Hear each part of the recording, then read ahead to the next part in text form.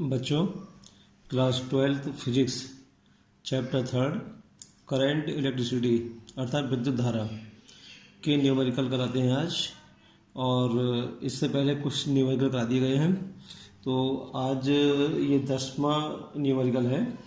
और न्यूमेरिकल है बुक से पढ़ना है, तो मैं एनसीईआरटी बुक से एनसीईआरटी की बुक के ही न्यूमेरिकल हो रहे हैं, ठीक है ना, क्योंकि मैं लिखने में टाइम वेस्ट नहीं करूँगा।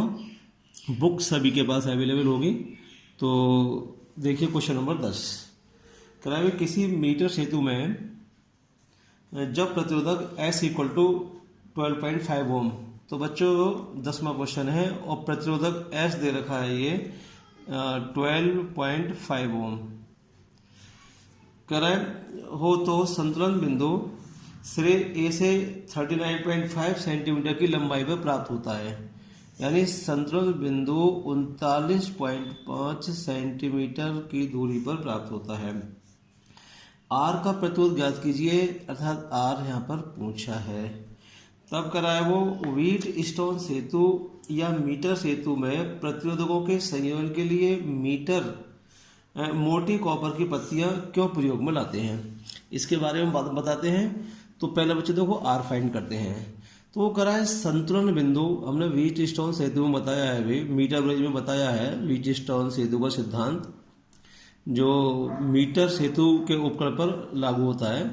तो मीटर सेतु में बताया था हमने, कभी चौकी को टच करते हैं और तार पर जगह जगह टच करने के बाद वहां पर वो बिंदु लेकर आते हैं कि जहां स्पर्श करने पर कोई भी विक्षेप ना हो धारा मापी में। तो वो करा है 39.5 सेंटीमीटर की दूरी पर शून्य विक्षेप की स्थिति, यानी कि संतुलन में रहता है व्हीटस्टोन ब्रिज। तब बच्चों ये R जो होता है ये ज्ञात प्रतिरोध होता है, यानी प्रतिरोध बॉक्स से निकाला गया। S अज्ञात, तो यहाँ पर अज्ञात दे रखा है और R की वैल्यू पूछी है। तो हमने फार्मूला ड्राइव किया था ये मीटर ब्रिज में S का मान निकालने के लिए बच्चों। तो S इक्वल टू, मैं फार्मूला लिखाऊँ, याद रहना चाहिए, S equal to R into 100 minus L upon L। लेकिन यहाँ पर S की वैल्यू दे रखी है, R फाइंड करा है, तो यहाँ से R की वैल्यू निकाल सकते हैं हम। तो बच्चों यहाँ से R इक्वल हो जाएगा, ये चिप पलट दी जाएगी इधर, तो R इक्वल हो जाएगा S into L upon 100 minus L।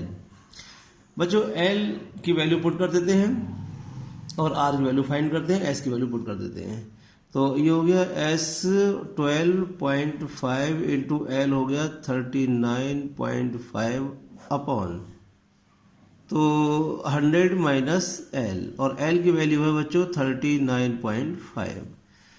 तो ऊपर देखिए 12.5 और 39.5 डिवाइड बाई 100 में से घटा दीजिए ये, और ये आ जाएगा 60.5। तो बच्चों इसे सॉल्व करते हैं। भाई पॉइंट से चलो पॉइंट हटा दीजिए, एक पॉइंट आया तो यहाँ पर एक जीरो एक्स्ट्रा बढ़ा दें, और अब इसको सिंप्लीफाई कर लीजिए। तो सिंप्लीफाई करने पर बच्चों 5 से काट लीजिए। भाई 5 दूनी 10, 2 5 5 25, और 5 एकम 5 और 5 दूनी 10 और 5 एकम 5 है। और अब अगर नहीं तो 5 से फिर कट जाएगा, 5 5 25 और 5 दूनी 10। बच्चों ऊपर की मल्टीप्लाई कर लो, नीचे की मल्टीप्लाई कर लो और डिवाइड कर दो, आंसर आ जाएगा। तो ऊपर बन जाएगा आपका 5 5 25 और 5 ने 45 और 2 47, 4 और 5 दिए 15, 15 और 4 19, बटे 2 एकम 2, 2 दूनी 4, 2 एकम 2। बच्चों से जब डिवाइड करेंगे तो ये आ जाएगा लगभग 8.16, क्योंकि यहाँ 0.16 है, ये लास्ट डिजिट 5 से अधिक है, तो बच्चों इसे हटा देते हैं और इससे पहले एक अंक बढ़ा देते हैं जो अंक होता है। तो हम इसे आंसर ले सकते हैं बच्चों 8.2। तो ये R की वैल्यू आ जाएगी 8.2 ओम, क्योंकि ये प्रतिरोध है और प्रतिरोध का मात्रक होता है ओम। बच्चों ये आंसर होगा इसका। अच्छा, तो अब नेक्स्ट क्वेश्चन स्टार्ट करते हैं बच्चों। अच्छा, इसमें एक बात और पूछिए भाई, वो कह रहा है संयोजन के लिए मोटी कॉपर की पत्तियां क्यों प्रयोग में लाते हैं। तो बच्चों हमने ये बताया था मीटर ब्रिज में, मीटर ब्रिज का फिगर बनाया था और उसमें हमने कहा 2 एल के आकार की मोटी पत्तियां होती है तांबे की, एक बीच में पत्ती होती है। तो मोटी से मतलब है कि उसका जो क्रॉस सेक्शन एरिया है, अनुप्रस्थ काट का क्षेत्रफल है, मोटी का मतलब वो अनुप्रस्थ काट का क्षेत्रफल बढ़ जाएगा। और अनुप्रस्थ काट का क्षेत्रफल बढ़ जाएगा तो बच्चों फार्मूला है हमारा R बराबर रो इंटू एल अपॉन ए। क्षेत्रफल अगर अधिक हो जाएगा तो प्रतिरोध कम हो जाएगा, यानी कि पत्तियों का प्रतिरोध कम करने के लिए हम मोटी पत्ती लेते हैं। बात समझ में आ गई होगी, ठीक है, ये हुआ। तो बच्चों तो नेक्स्ट क्वेश्चन, अच्छा इसी का ये ए पार्ट था बच्चों, इसका बी पार्ट देखिए, अब इसका बी पार्ट भी दे रखा है। तो बी पार्ट कह रहा है आर तथा एस को अंतर बदल करने पर उपरोक्त सेतु का संतुलन बिंदु ज्ञात कीजिए। बच्चों आर तथा एस, आर प्रतिरोध बॉक्स से निकाला गया प्रतिरोध होता है, यानी ज्ञात प्रतिरोध होता है। एस अज्ञात प्रतिरोध जिसे हम ज्ञात करते हैं। वो कह रहा है भी आर के स्थान पर एस लगा दें, एस के स्थान पर आर लगा दें, तब वो कह रहा है उपरोक्त सेतु का संतुलन बिंदु ज्ञात कीजिए। तो बच्चों कोई बात नहीं, जब आर और एस चेंज हो जाएंगे तो संतुलन बिंदु भी चेंज हो जाएगा। पहले संतुलन बिंदु आ रहा है एल दूरी पर। पूरे मीटर सेतु में जो तार की लंबाई होती है वो 1 मीटर यानी कि 100 सेंटीमीटर होती है। जब 100 सेंटीमीटर होती है पूरी, और यहाँ से मान लीजिए एल सेंटीमीटर पर ये शून्य विक्षेप आ गया, तो इधर जो दूरी बचेगी बच्चों, क्योंकि पूरा 100 सेंटीमीटर है, तो इधर जो डिस्टेंस बचेगी वो 100 माइनस एल सेंटीमीटर बचेगी। जब आर और एस को चेंज करेंगे तो एल और 100 माइनस एल भी चेंज हो जाएंगे। अतः आर और एस चेंज करने पर, बदलने पर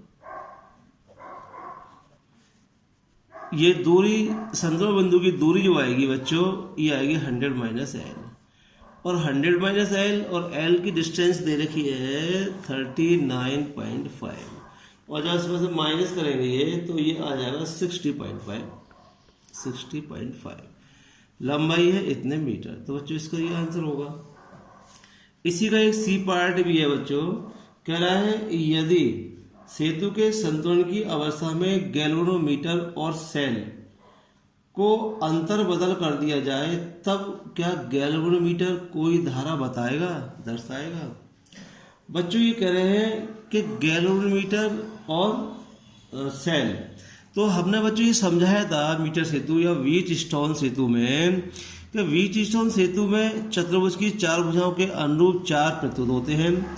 एक विकर्ण के अनुरूप हम बैटरी जोड़ते हैं और एक विकर्ण में हम गैल्वेनोमीटर जोड़ते हैं।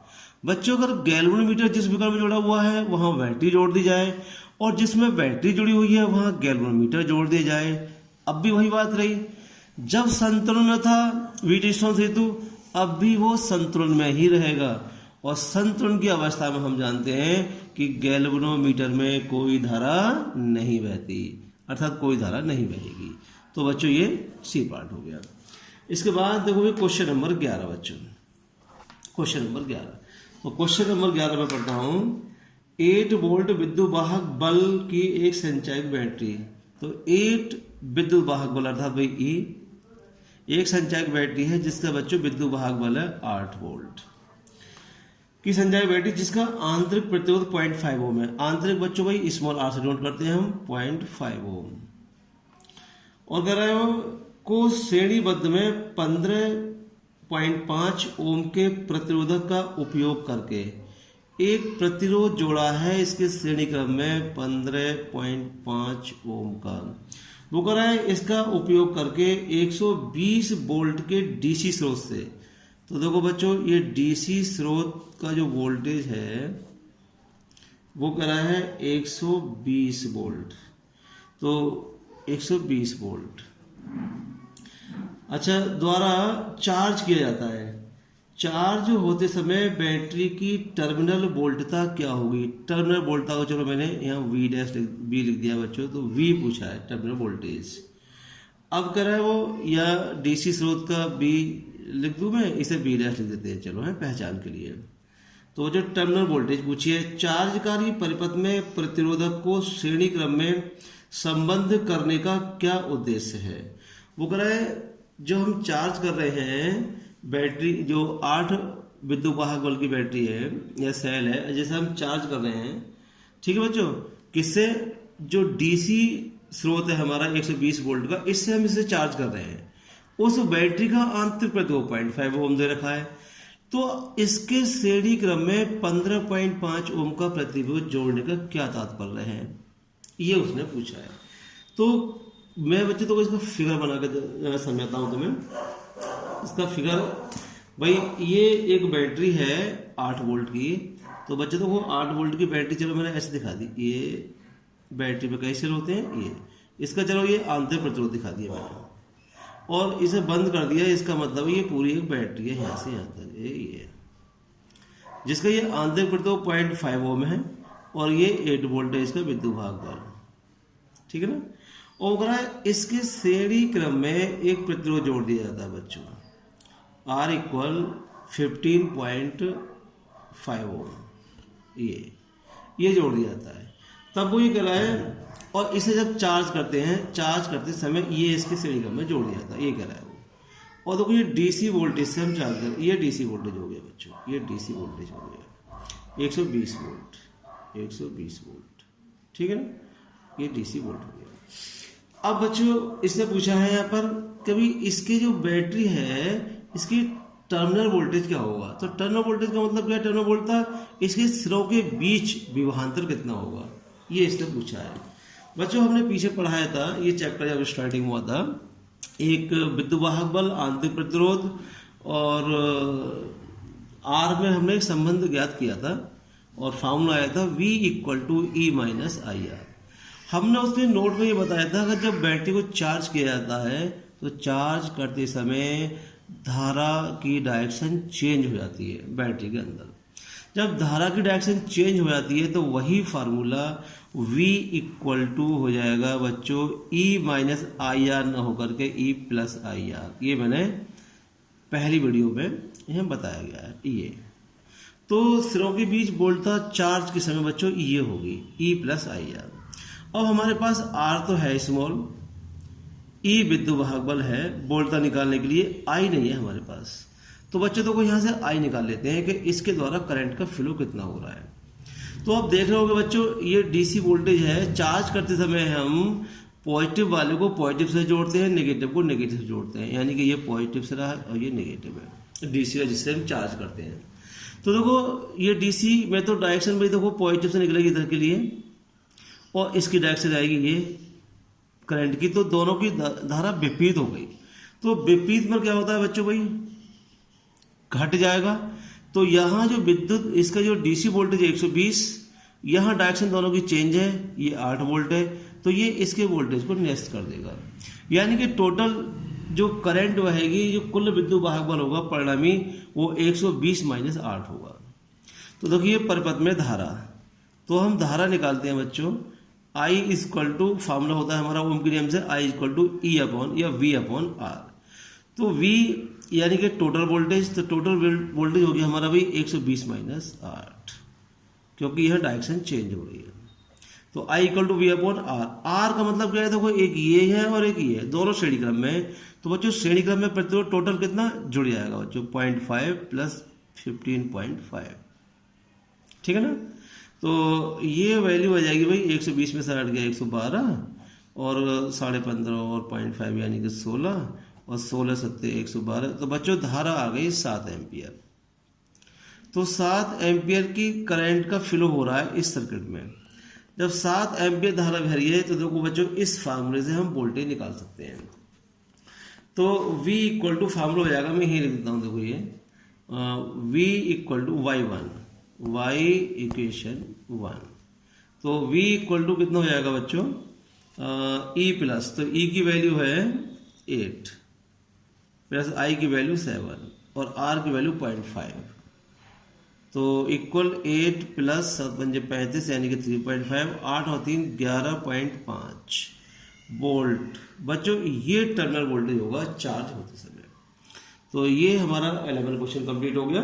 अब देखो बच्चों इसके बाद आता है 12 क्वेश्चन। 12 है, किसी पोटेंशियोमीटर व्यवस्था में 1.25 वोल्ट विद्युत वाहक बल कि एक सेल का संतुलन बिंदु तार के इतने सेंटीमीटर इतनी लंबाई पर प्राप्त होता है। तो बच्चों देखो अब संतुलन बिंदु ये है हमारा क्वेश्चन नंबर 12। तो यहाँ कह रहा है वो 1.25 वोल्ट विद्युत वाहक बल। तो बच्चों विद्युत वाहक बल यानी कि E, तो E हो गया बच्चों 1.25 वोल्ट। और कह रहा है संतुलन बिंदु इतने सेंटीमीटर यानी कि 35 सेंटीमीटर, तो L लंबाई 35 सेंटीमीटर पर प्राप्त हो रहा है। कह रहा है यदि इस सेल को किसी अन्य सेल द्वारा प्रतिस्थापित कर दिया जाए तो संतुलन बिंदु 63 सेंटीमीटर पर स्थानांतरित हो जाता है। वो कह रहा है इस सेल की जगह दूसरा सेल लगा दिया हमने कोई, तो हमने इसे E1 लिख दिया। जब ये सेल है तो संतुलन बिंदु बच्चों इतने पर आ रहा है 35 सेंटीमीटर पर, तो मैंने L1 लिख दिया। बाद में करा है कोई दूसरा सेल जब लगाया है उसके स्थान पर तब संतुलन बिंदु 63 सेंटीमीटर पर आ रहा है, तो मैंने दूसरे के लिए L2 लिख दिया है।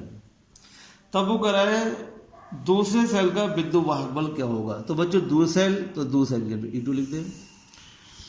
बच्चों हमने पोटेंशियोमीटर के उपयोग इसकी वीडियो पहले बना रखी है, जिसका लिंक मैं डिस्क्रिप्शन बॉक्स में दे दूंगा। अगर नहीं आया आप समझ में तो वो वीडियो देख लेना और ये समझ में आ जाएगा। मैंने इस फार्मूले को ड्राइव किया है वहाँ पर। तो देखो बच्चों बड़ा सिंपल फार्मूला है ये पोटेंशियोमीटर के उपयोग में है, विभवमापी के उपयोग में। तो E2/E1 ये फार्मूला ड्राइव किया गया है उपयोग में, एक बार देख लेना वीडियो। L2/L1 वैल्यू पुट करता हूँ बच्चों। तो E2 तो हमें फाइंड करना है और E1 की value 1.25, L2 63 divide by L1 है हमारा 35। तो ये जो क्वांटिटी है क्रॉस मल्टीप्लिकेशन में भी इधर पहुंच जाएगी मल्टीप्लाई में। तो E2 इक्वल टू हो जाएगा बच्चों 63/35 इंटू 1.25, ठीक है ना। पॉइंट चाहो तो हटा दो वही, तो पॉइंट आएंगे, पॉइंट के बाद इधर 2 डिजिट है, तो बच्चों 1 लिखने के बाद 2 जीरो बढ़ा दीजिए। 25 से काट दो, देखो 25 पंजे 125, 25 चौके 100, और ये काट दो 7 से, 7 पंजे 35, 7 9 63, 5 से 5 कैंसिल हो गया बच्चों। 4 से डिवाइड कर दो तो 9/4। तो E2 इक्वल टू ये आ जाएगा 4 दूनी 8 और 1 बचा 0.10, 4 दूनी 8, 2 4 पंजे 20। बच्चों दूसरे सेल का जो विद्युत वाहक बल होगा वो 2.25 वोल्ट होगा। तो इसका यही आंसर होगा। इसके बाद देखो बच्चों ये 13 क्वेश्चन है। 13 क्वेश्चन है, तो 13 क्वेश्चन में एक बार रिपीट करता हूँ बच्चों।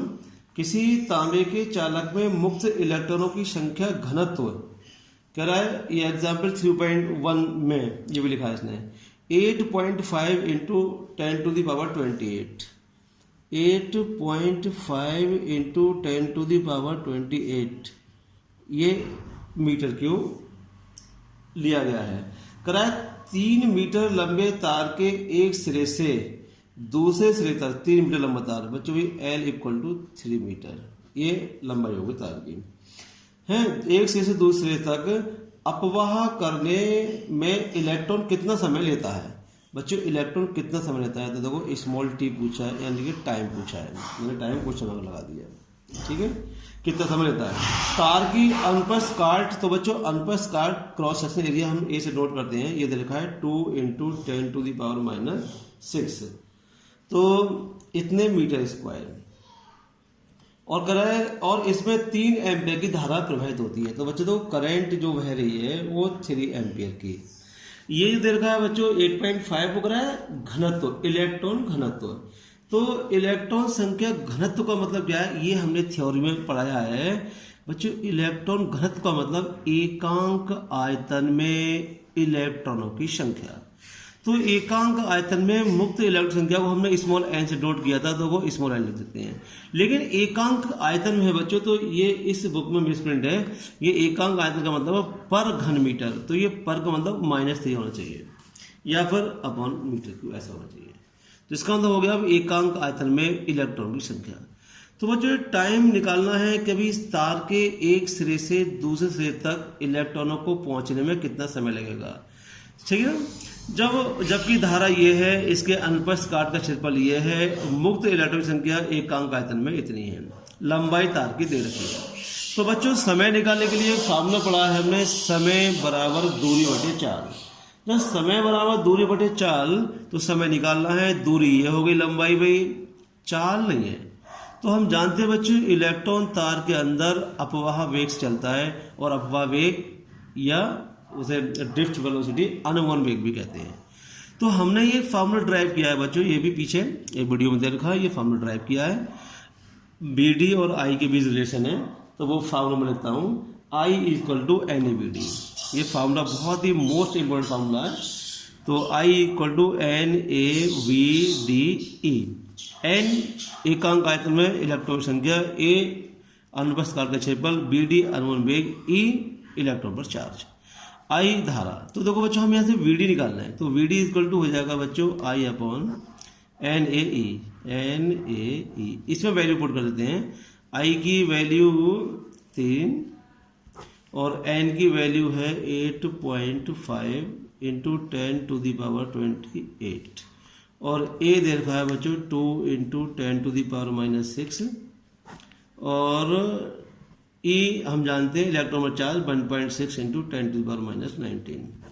तो ये हो गया बच्चों, से कैलकुलेट तो कर सकते हैं हम आसानी से। अब भाई पावर 1925 माइनस के और 28 प्लस के 3 बचेंगे प्लस के, यानी कि 3/8.5 और इंटू 2 और इंटू 1.6, और पावर हो गई बच्चों 10⁻3। ये भी पॉइंट यहाँ से हटा दो, चाहे तो 2 जीरो ऊपर बढ़ा सकते हो, ऊपर ये 2 जीरो या 2 पावर कम कर सकते हो यहाँ पर, इंटू 100, और 2 पावर यहाँ से और कम हो जाएंगे ये। फिर बच्चों हम इसको कैलकुलेशन कर लेंगे। कैलकुलेशन करने के बाद ये इसका सॉल्यूशन आ जाएगा। देखो ये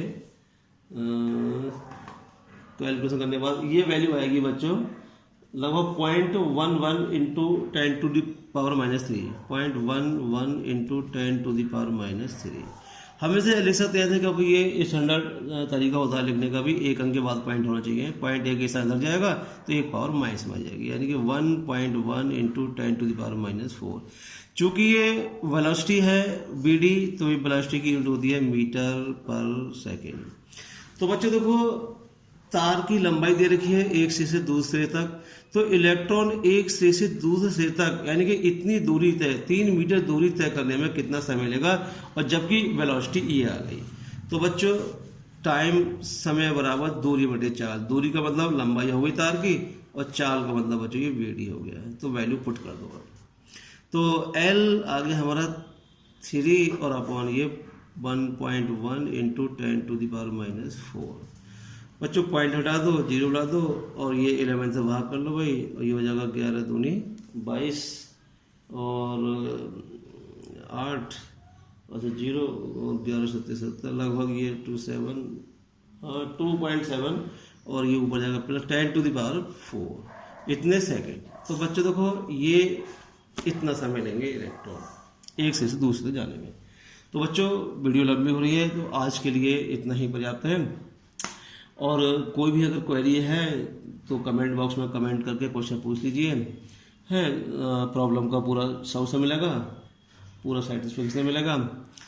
तो बच्चों अगर ये न्यूमेरिकल ठीक से समझ में आ रहे हैं तो वीडियो को लाइक करें और दोस्तों के साथ शेयर भी करें, और अभी भी अगर चैनल को सब्सक्राइब नहीं करा है तो चैनल को सब्सक्राइब करें। Okay thanks.